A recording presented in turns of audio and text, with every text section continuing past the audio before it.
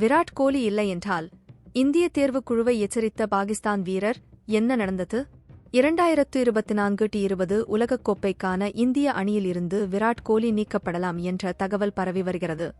2024 T20 உலகக்கோப்பை cricket போட்டி வரும் ஜூன் 1 முதல் 29 வரை நடைபெறுகிறது. இந்த தொடர் அமெரிக்கா மற்றும் வெஸ்ட் இண்டீஸில் நடைபெறுகிறது. இதில் மொத்தம் 20 அணிகள் கலந்து கொள்ள உள்ளன. 29 நாட்கள் நடைபெறும் T20 உலகக்கோப்பை போட்டிக்கான அட்டவணையை சர்வதேச கிரிக்கெட் கவுன்சில் சமீபத்தில் வெளியிட்டது. இந்நிலையில் மேற்கிந்திய தீவுகளில் உள்ள மைதானம் விராட் கோலிக்கு சாதகமாக அமையாது என்ற காரணத்தாலும் T20 போட்டிகளில் இளம் வீரர்களுக்கு வாய்ப்பளிக்கும் வகையிலும் அவர் இந்திய அணியில் இருந்து நீக்கப்படலாம் என்ற தகவல் பரவி வருகிறது. குறிப்பாக வெஸ்ட் இண்டீஸ் மண்ணில் மைதானங்களில் உள்ள பிட்ச் மெதுவாக இருக்கும். எனவே அங்கே T20 கிரிக்கெட்டில் நங்கூரமாக நின்று சற்று மெதுவாக விளையாடக்கூடிய ஸ்டைலை கொண்ட விராட் கோலியின் அணுகுமுறை இந்திய அணிக்கு பொருந்தாது என்று தேர்வு குழுவினர் கருதுகின்றனர். விராட் கோலியை நீக்குவது இந்திய அணிக்குத்தான் பாதிப்பை கொடுக்கும் என்று இந்த செய்திகளுக்கு ரசிகர்கள் பதிலடி கொடுத்து வருகின்றனர். இந்நிலையில் விராட் கோலி இல்லை என்றால் சொந்த மண்ணில் நடந்த 2023 உலகக்கோப்பையில் இந்தியா 4 தோல்விகளை சந்தித்திருக்கும் என்று பாகிஸ்தான் வீரர் முகமது இர்பான் தெரிவித்துள்ளார். எனவே விராட் கோலியை கழற்றி விடுவது